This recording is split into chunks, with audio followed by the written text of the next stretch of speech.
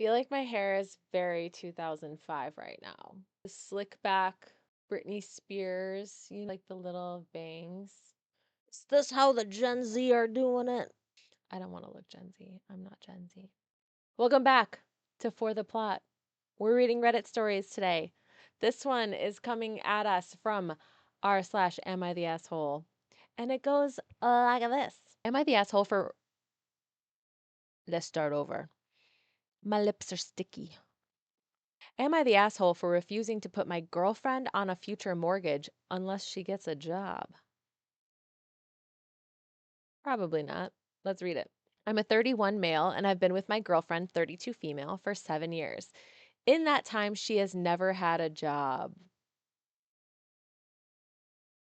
Oh, we're starting early today, huh? We're starting with the judgment early today. This has been an ongoing issue in our relationship. Yeah. Yeah, it's going to be.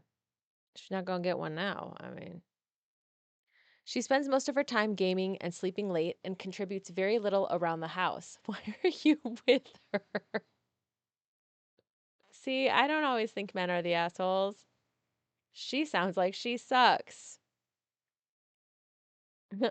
I repeatedly tried to talk to her about working, school, or therapy, but every conversation ends with her crying and saying she feels overwhelmed or like a failure.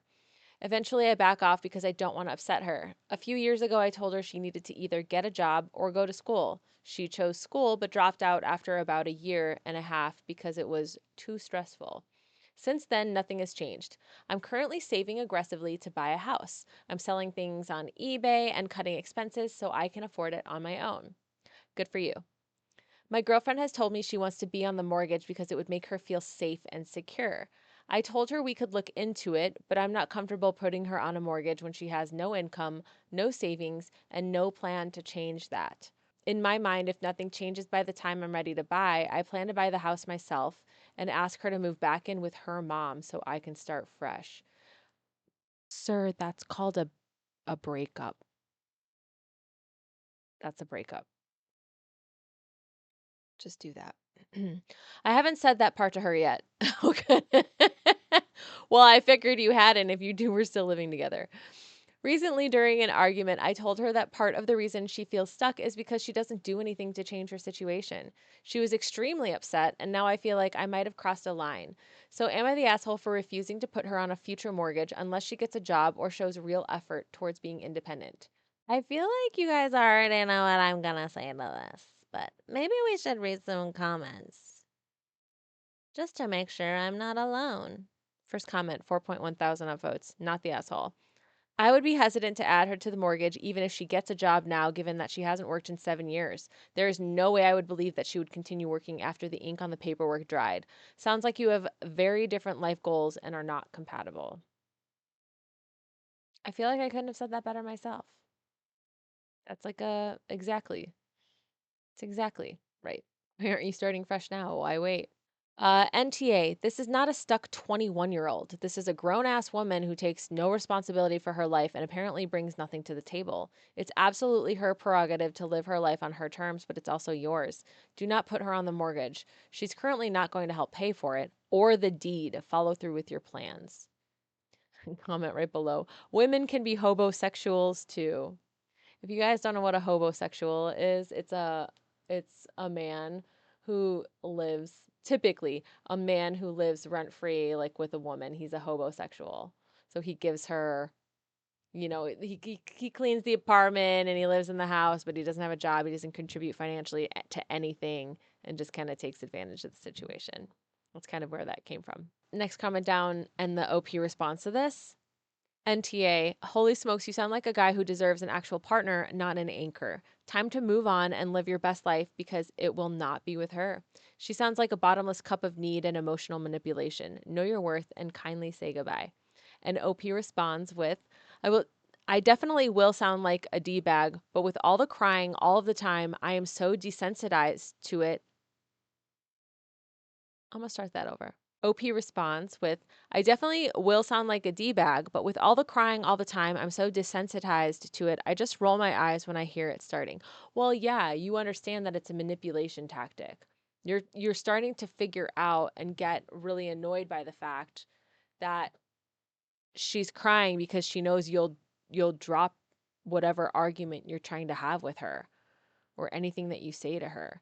Um yeah, I mean this is really bad. I think when you have two people, especially two people that are not married, going in on a house together, you need to have extremely explicit parameters for dividing things if things go south. I may be speaking from personal experience because this happened to me. But, but, um, my ex put like 30K down on the home that we bought. I put 3K down, and then we split rent evenly, and I was on the deed to the house. I wasn't on the mortgage because he just got a way better rate with just him on the mortgage and he could qualify by himself, which was totally fine with me. So just the mortgage with payments were in his name, but I made half of all of the payments on the mortgage for the 3 years that we lived there together, and I was on the deed.